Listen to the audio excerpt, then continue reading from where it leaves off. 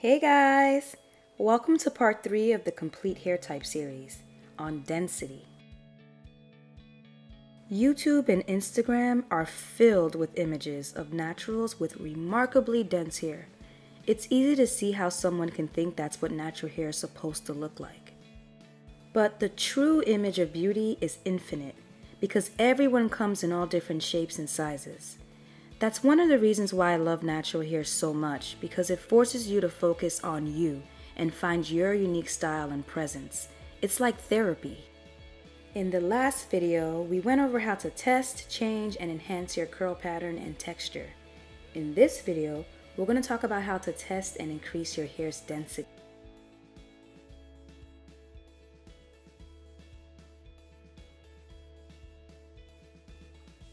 Your hair density is a measure of how many individual hair strands you have on your head. People with dense hair have a high number of hair strands and their scalp is barely visible. Sparse refers to people with a low number of hair strands. Their hair type tends to be scalpy when their hair is in twists or braids.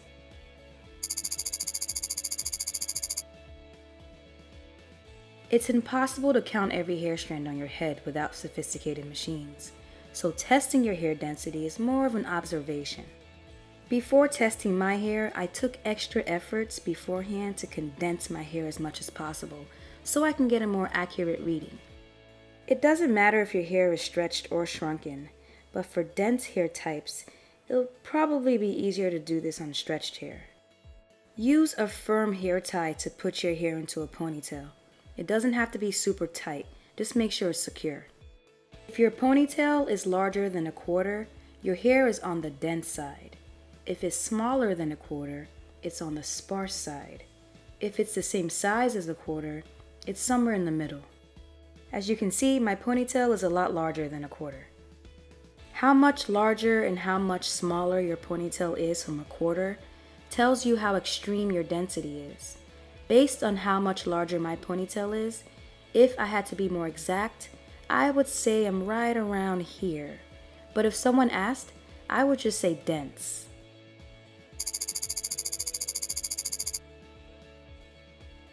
Some people have naturally sparse hair, but if your once dense hair became sparse, here are some possible culprits. Stress is real, guys.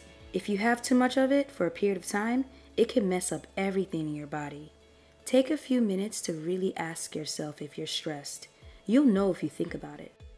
If so, pick something relaxing to do at least 3 times a week that you can stick to. You can read a book, take a nap, do yoga, or run. It's up to you. I'm not a big fan of synthetic medication, but I also understand that some people are in the position where they need to take them. Check with your doctor if the medication you're on has any side effects that can affect the health of your hair, or any other crazy side effects. If so, you can discuss a plan with your doctor to slowly wean off the meds, or if that's not an option, create a lifestyle change that will help offset the side effects. I'm also not a big fan of harsh synthetic hair products. The chemicals in relaxers, texturizers, and hair dyes can inflict major damage to your hair and scalp and make your once dense hair sparse. This image is of someone doing a Brazilian keratin treatment. This treatment releases a ton of formaldehyde in the air, hence why they have gas masks on. Even though your hair may look nice for a while, if it's harmful to your skin and body, then it's harmful to your hair. A hair regimen that's consistent and a whole lot of TLC can help offset the negative effects of these chemicals, but they will eventually cause severe, irreversible damage. If you use harsh chemicals and you're concerned about your hair getting more and more sparse, it's best to stop using them and build a recovery plan. Below are links to videos that goes over the science behind these chemicals. If you're going to use them, it's best not to use them blindly. The appearance of your hair, skin, and nails says a lot about what's going on inside your body. If you're young and notice your hair is excessively thinning out with no explanation, it's time to go to a doctor.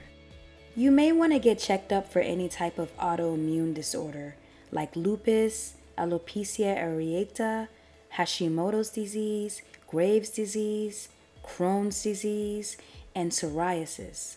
Your body may be in a state where it's attacking itself for some reason. Extreme hair loss is often a symptom of that. Dense, textured hair has zero tolerance for tension. It hates it. The denser your hair is, the more it hates tension. My hair is pretty dense. That's one of the reasons why I blow it out once a month. And skip 1 inch or so of my roots when my hair is in twist.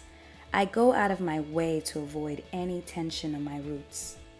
Tension is an easy thing to avoid because you can feel and sometimes see it. What you're feeling and seeing are your hair follicles under major stress. Don't ignore it and wait for it to pass, because excessive or long-term tension can kill off actual hair follicles, in some cases permanently. Below is a link to a 2-part series on how to restore thinning edges based on what stage you're in. Excessive breakage ties into a lot of the other culprits. The simplest things can cause breakage. It's just how our hair is. It really just wants to be left alone most of the time. It's a balancing act between keeping your scalp clean, your hair flexible and lubricated, and leaving your hair alone.